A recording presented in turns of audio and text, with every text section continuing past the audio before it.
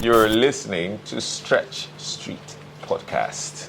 And my name is Onye Ubanatu. So please share this.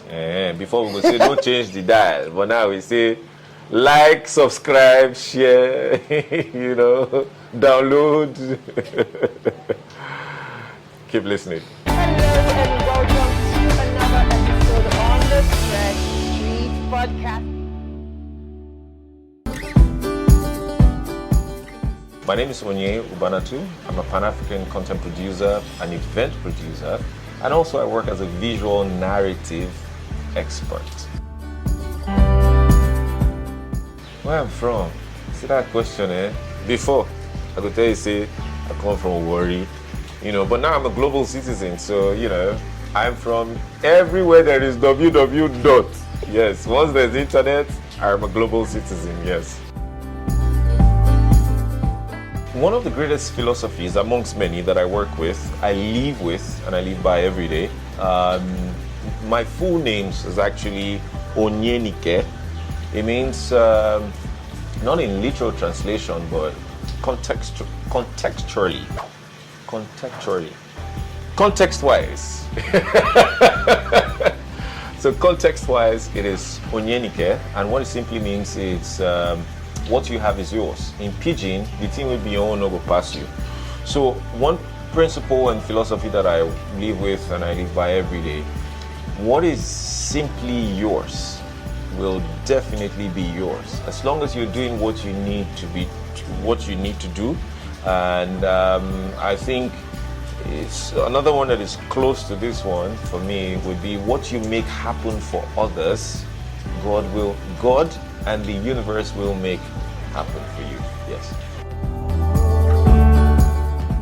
What brings me joy the most is simply creating value for people, because you see, life as it is, we're designed to bring value to people, right? We are a carrier of value.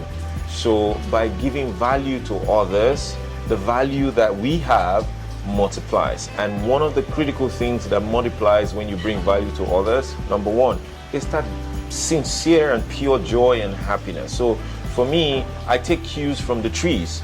Every day, if you look at the giant trees just next to you on the roadside, we don't water these trees every day, but look at how healthy they are. The simple philosophy is the trees are actually fulfilling their purpose by bringing value to earth, to humanity and things around them, and by so doing they get their nourishment from the soil. So that's me, bringing value to people brings me joy. One thing I do know for a fact that you will not catch me doing is stealing somebody else's thing. I need like thief person thing. So until you not be my, I need to come, And that's like a great plus to the woman that raised me, my mother, my parents. Stealing is, so if I see something that I think isn't mine, I don't come up with very sophisticated way of stealing it. The way they did us in Africa, some many ahead. Some, you know what I mean? They came to Africa and made us believe that, So I think it's an innate thing in Africans. We do not like doing that. I don't like doing that. So stealing is that one thing that's, yeah. No matter how dark the night is, the sun always rises. No matter how hard life gets, keep moving forward. You never know what amazing things are waiting just around the corner. No story is too rough and no journey is too tough. Join us on Stretch Street to be inspired by the stories of people who have been through it all and come out stronger. Stretch Street Podcast. Stretching without snapping.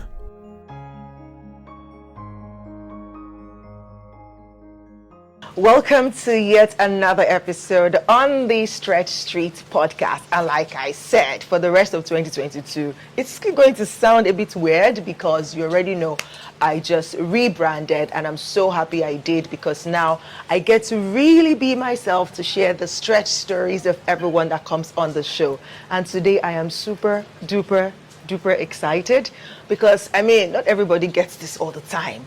And so I'm super privileged to have my mentor on this set. Woo! Oh my God. And it felt like everything wanted to happen so this wouldn't happen. But somehow it's happening, and I'm so excited because this person, he's a walking wisdom, right? And every single minute I spend with him always gets me to learn something, and I'm so happy to share him with you on this platform today. All right? So, I mean, you already know him, you already met him at the intro of this episode, but yes, I have the honors of bringing on this podcast my mentor, Onye Ubanatu. So, guys, get ready. Pull your seat closer to your screen right now. And if you're listening to this, please plug in your earbuds very well and listen closely, because wisdom is about to jam your earbuds and your screen. Welcome, Onye Ubanatu, to the Stretch Street Podcast. Yeah. Everything we do is energy. You know, even the intro, energy, everything, energy.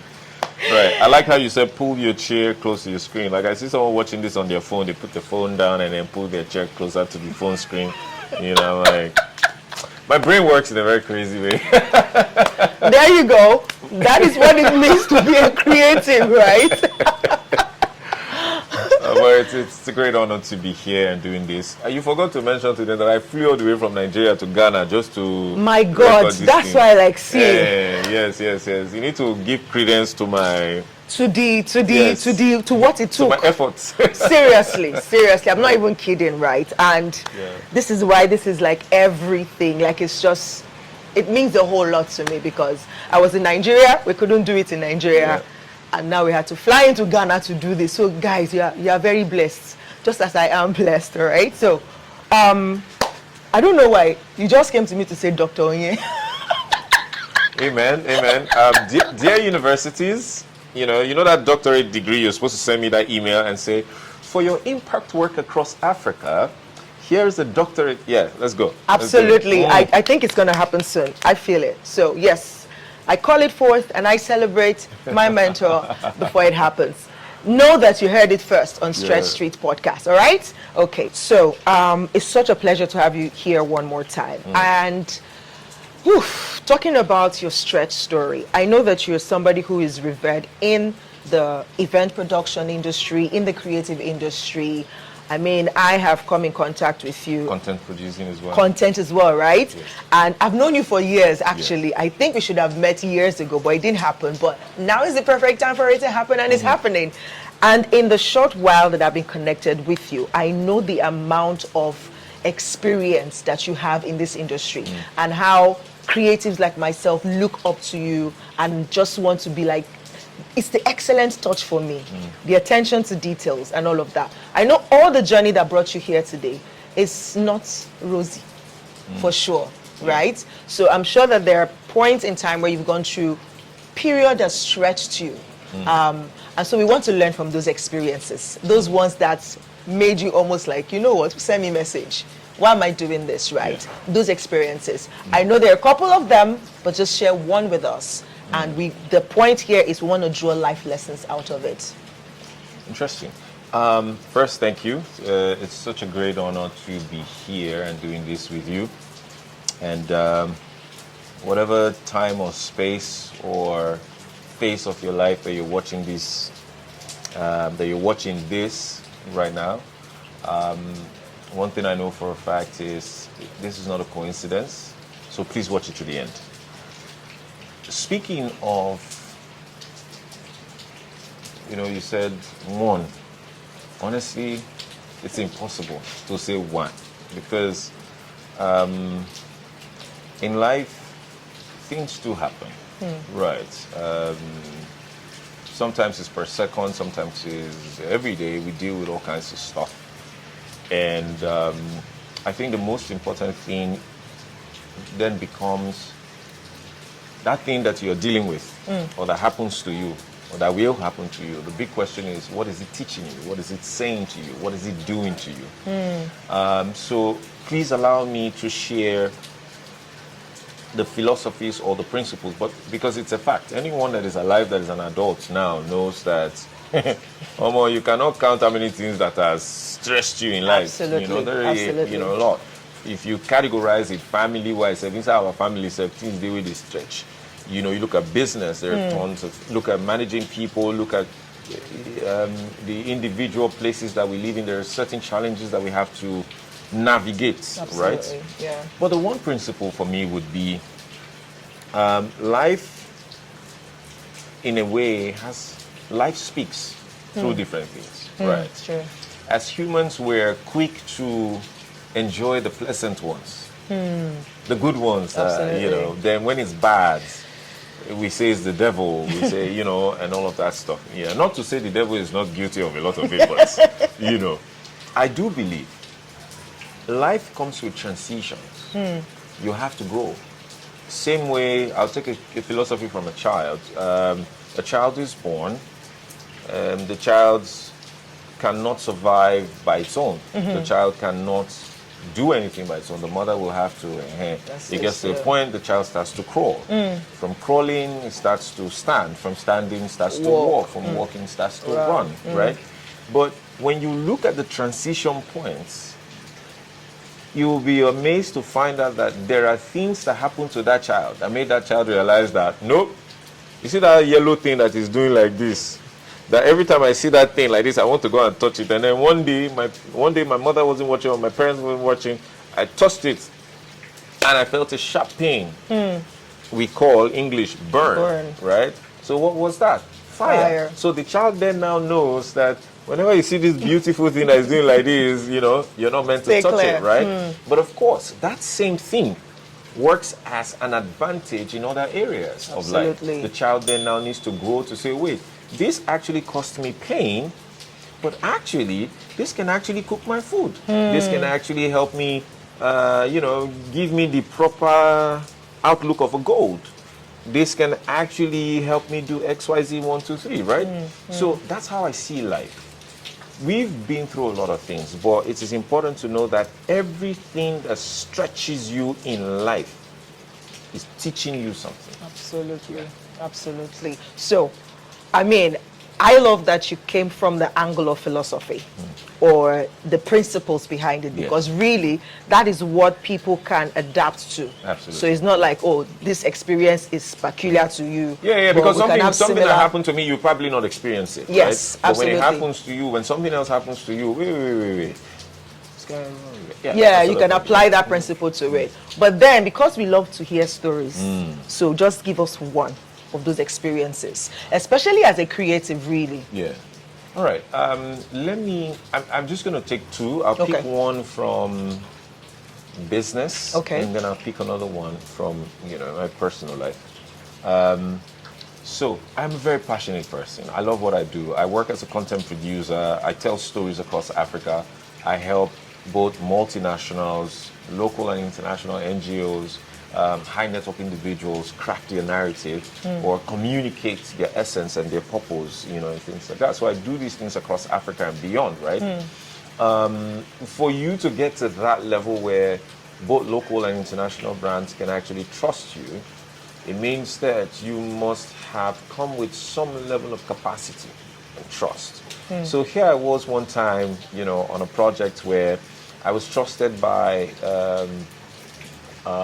the aviation, a key aviation arm of the country, and this was me navigating through all kinds of screenings to emerge as the number one. And some of the people who made it to the finals were people who's been in the business for years. I think some of them said, like, I was still wearing pampers, I was still wearing diapers when, you know, they started out in their career. But as God will have it, and as preparedness will have it, I emerged as the person picked for the job. So it was a great honor for me. I jumped right into it with my team. You know, I was so hyped and pumped. We were shutting down. It was a tourism story. We were telling the tourism potentials of Nigeria. So we're traveling from places to places. I was super pumped. And then on one particular place, that's Obudukatu Ranch, we were like 7,000 feet above sea level, 5 or 7,000 feet above sea level. What that simply meant is like you're literally in the clouds. So at every point in time, the soil is wet, the grasses, they come with the dews and things like that. But you know, I wasn't used to the terrain. So I was filming, I was trying to set up a scene with a couple of kids playing football, and something happened, I slipped, and I fell backwards. So this is my back, right? This is my leg. My leg went backwards and I collapsed on top of it. So you see, my fingers can't go beyond this point, but imagining my leg literally hitting my back. Ouch. So it was like, when they lifted me on my leg, I was like, Oh my God. You know? So this is a guy who's very passionate, always on the move, relies so much on mobility. Yes. Right? And then here I was, fracturing my legs in multiple places, my tibia plateau, by the way, in multiple places, and in something that I enjoy doing. So sometimes when you look at this story, you just go, eh, sorry, no, but you see, when something, again, what we call bad, happens to you in an environment that you are not, you're bad people, but this is something that you enjoy doing. How can something, you know, so when it happened, I went through the whole prepping for surgery, but before the surgery, here's the thing. Now, the reason why I took this particular story, again, just to connect it to the end so that anybody can hear the story and not feel pity, or you want to take the lesson and apply it to something. Yes. You see, I started this by saying I emerged as top from a pool of people that I felt, if it's by certificate or by years of experience. You don't even go near. No. Top 10, I'll probably be at number 15 or 16, right? So, when this thing happened, they rushed me to my room. They were trying to see if they can rub the leg because they didn't know. They thought, okay, maybe it was just a dislocation, you know. And the guy was trying. They brought this guy who was trying to bone, and I was crying crazy. Like I was literally, how cow they shout, moo. Oh my God! Like I had catarrh and stuff. Like because the pain was unbearable. All right. So we were actually on our way to film the sunset. When I noticed these kids. So that, so this thing happened. So in the pain and crying and screaming, I was lying on the bed. I kind of looked out the window and I saw the sun. And then I said to my guys, see, wait. I cannot be in pain, fracture my leg, and then leave this location tomorrow. And we don't have a sunset. Are you kidding me? So I said, guys, I can see this sunset like this. Go and get this sunset. Nah. Wow. The two guys that were with me, Michael and John, they looked at me like, are you for real? Michael was like, boss, are you like, is everything all right? Like, we're confused here. Like, how can our leader not have leg? And you're telling us, and I looked at him, I said, you are mad. If you say this thing again, I will get up from this bed and I'm going to do it myself. So I literally commanded the two of them to leave my room and go get it. Now again, I'm sharing this because life will test you, right? And if you say you are a leader, the people you are leading, they will be tested too, right? So when I tell someone you cannot afford to give up, what is the credence I'm using to? You will remember that at some point in time, this guy, you know. So they went out and then they got the sunset. So for me, that's one thing that I always use to remind myself that, you know, that was one moment that shook me. Absolutely. And just so you know, it was like almost a year for recovery. You know, I went from crutches to wheelchairs. In between all of that, I still was working. Oh yeah. Let me tell you something interesting. I saw a video of Burna Boy the other day. He was limping while on stage, right? This is Burna who's been performing, and I went to the comment section and I was seeing people saying, oh, rest, oh, you need to rest, oh, you need to rest. And I shook my head, I laughed. I said, see, the true test of a champion is when the environment is not palatable, but you have to show up. When the circumstances aren't favorable, but no excuses, you have to show up. That's the true test of a champion. So Burna had a choice: cancel the show, refund everybody's money, or tell promoter, you know. But he understood the assignment that it is not when I have everything together that's when I want to do. It's a case of wait, can I walk? Yes, you know. Can I sing? Yeah, I can limp. Is my voice okay? Is the microphone okay? My team, everybody good? Everybody will do this thing. Wow. Right. So when I saw that video, and then as a matter of fact, I think I even need to do something about that. So I commented, and then I noticed people started, jumping on the comment too. But you see, I said that based on my own experience. Experience, absolutely. To end this, when we made the final presentation, we delivered this thing in 2 weeks after The accident. The first surgeon that saw me, meanwhile, we'd had accumulation of bad blood and all of that, so they had to drain that one. So he said, see, if you don't get this surgery done now, after 14 days, your bone will start healing in the wrong positions that they were at the time. I said, 14 days, He said, I said, good. We literally finished the project. I hired 2 more crew. We finished the entire project. I went in for a presentation with coaches and assistants and things. The client gave us standing ovation with some massive applause. Immediately we delivered that stuff right there on the chair. I just took my phone. I sent my surgeon a message. Prepare the beds. This night we are coming.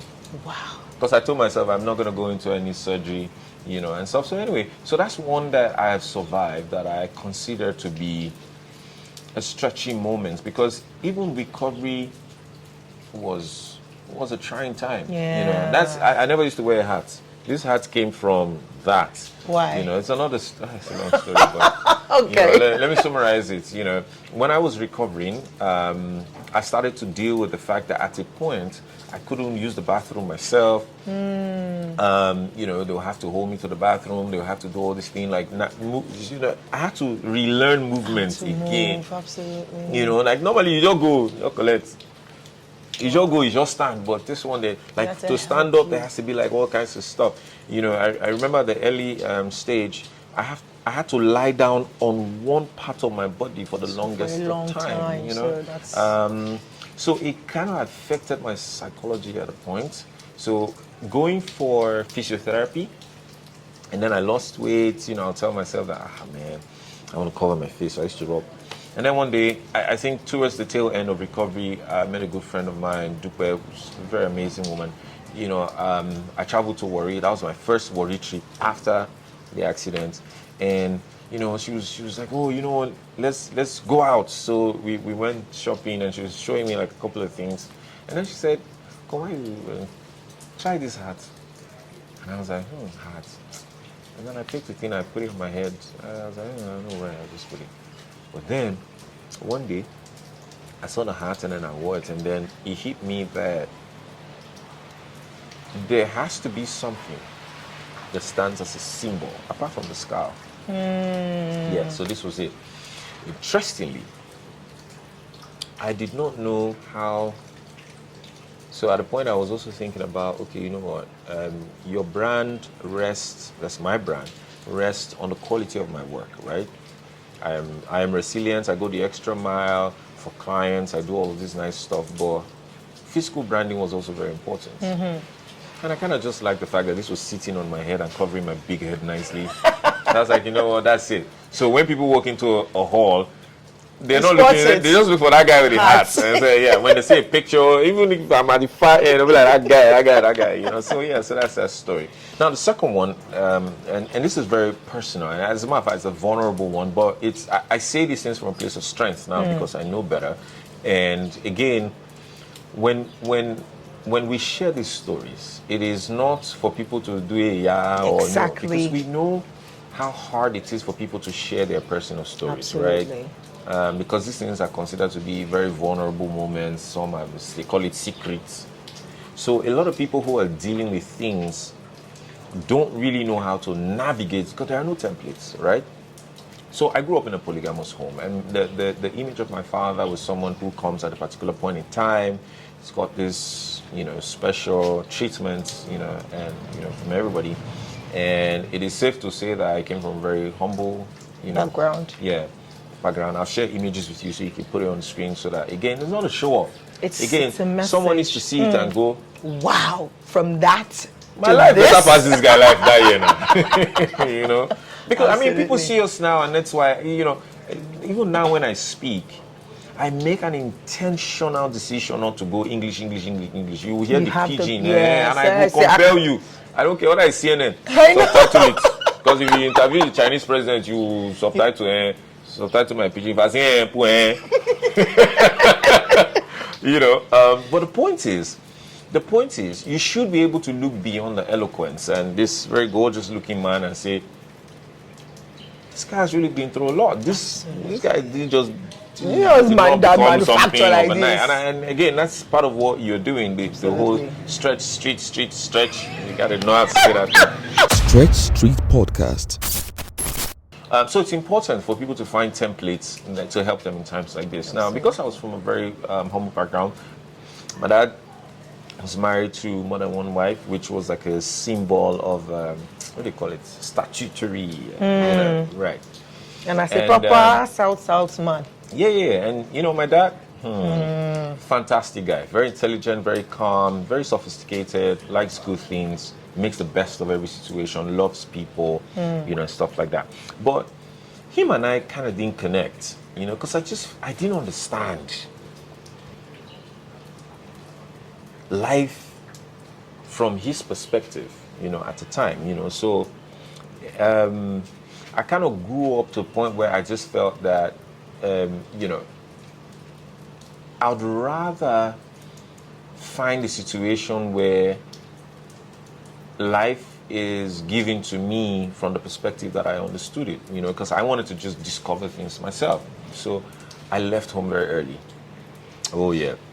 I became very independent very early. My mother supported it because she just felt like, okay, but of course, when you are young and you embark on certain adventures, a lot of mistakes, life dealt with me. I suffer, I see things, But when I became an adult, as a matter of fact, one significant conversation I had with my dad one time, he said to me, don't worry.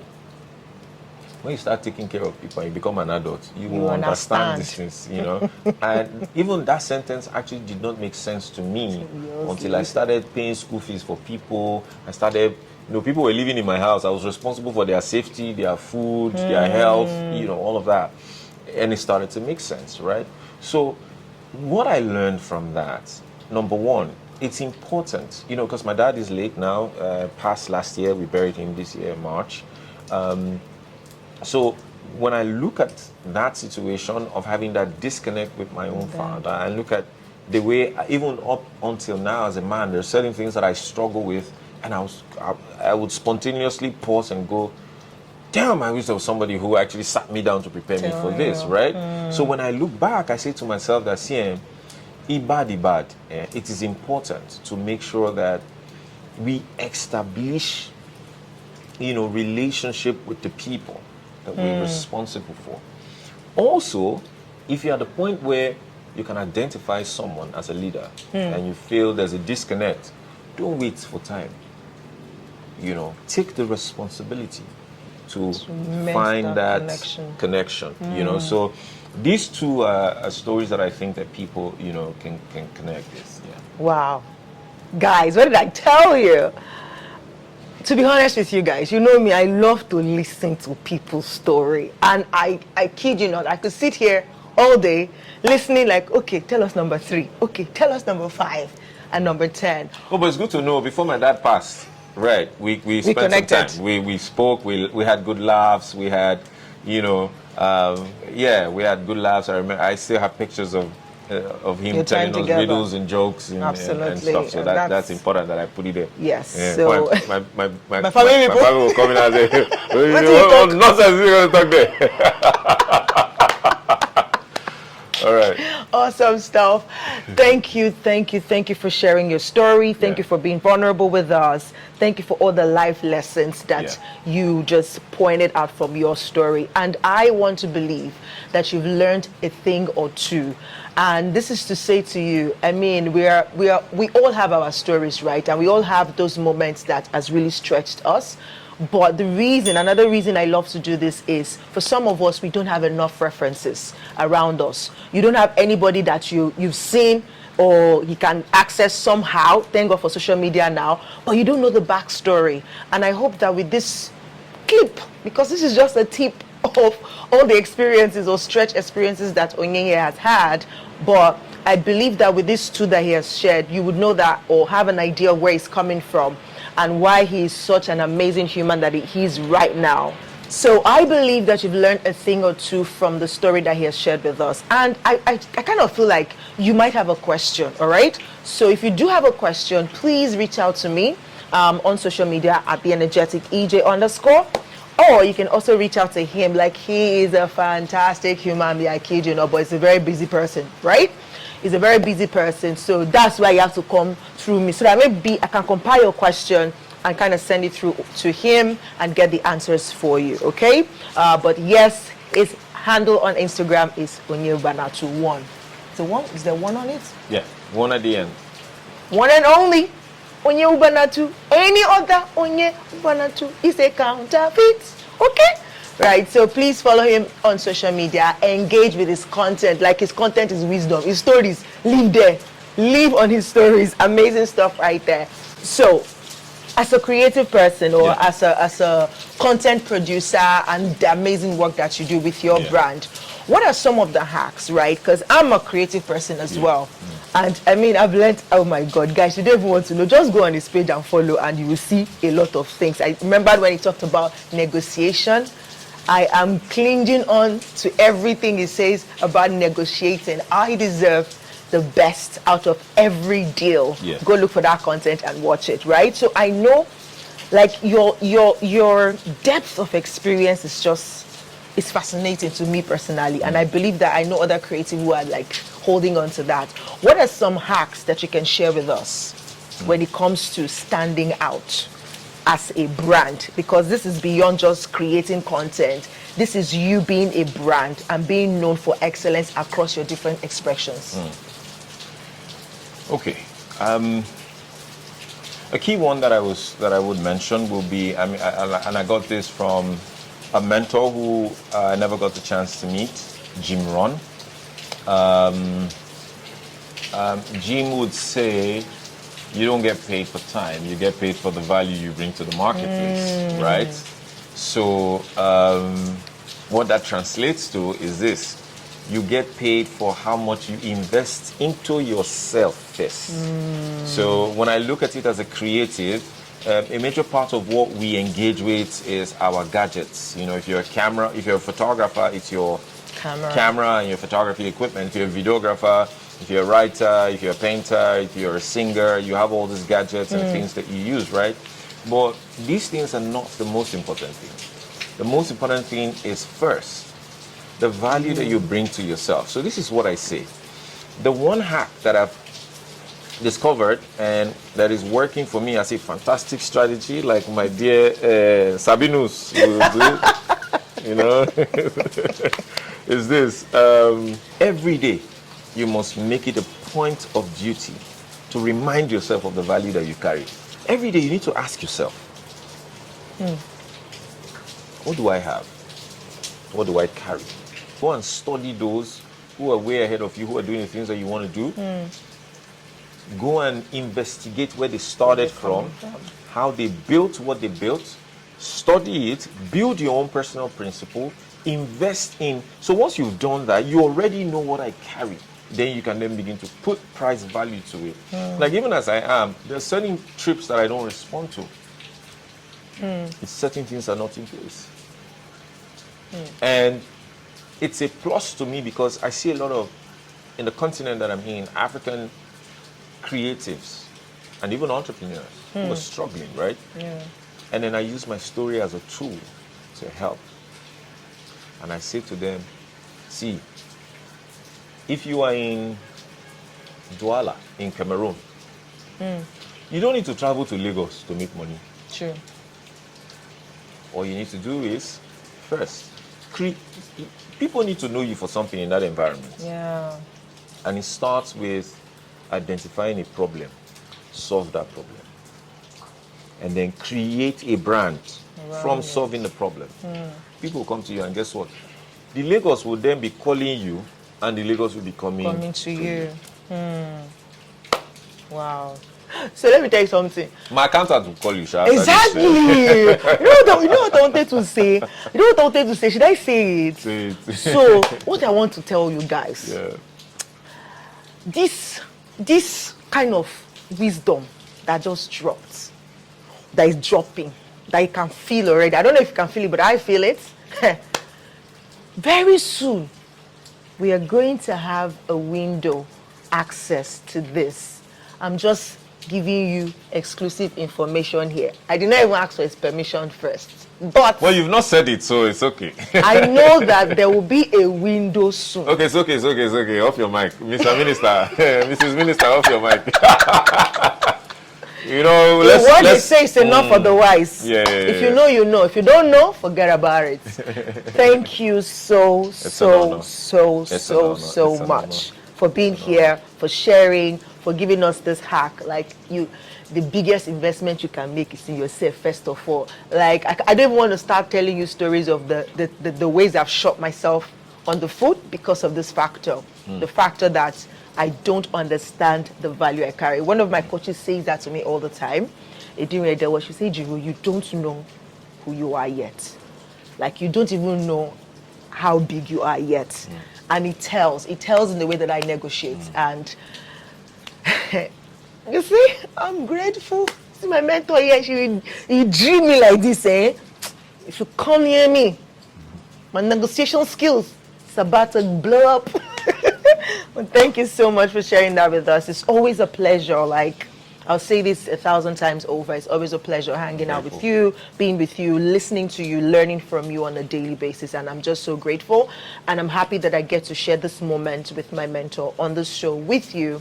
Again, please follow Onye Ubanatu, one on Instagram. He's also on LinkedIn. If you're a serious-minded person and you're on LinkedIn, please check him out there as well. I'm on TikTok as well. Oh my God! If you're a serious person on TikTok, don't worry. Bring that side to me. That side is on TikTok too. So, you heard it. So if you're not a serious person, like, I mean, yeah, if you're on TikTok as well, he's there. So please follow.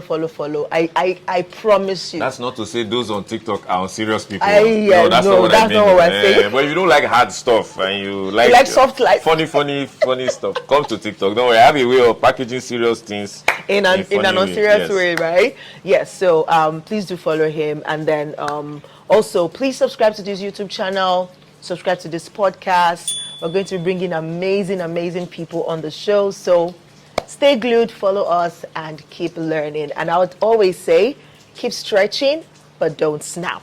This is the energetic EJ, and I'll see you next week. Wait, before you see them next week, let's say a big shout out to Emperor behind the camera and his team, who's made sure that we recorded this. Thank you, Emperor. Thank you for in the rain. Actually, standing in the rain right now.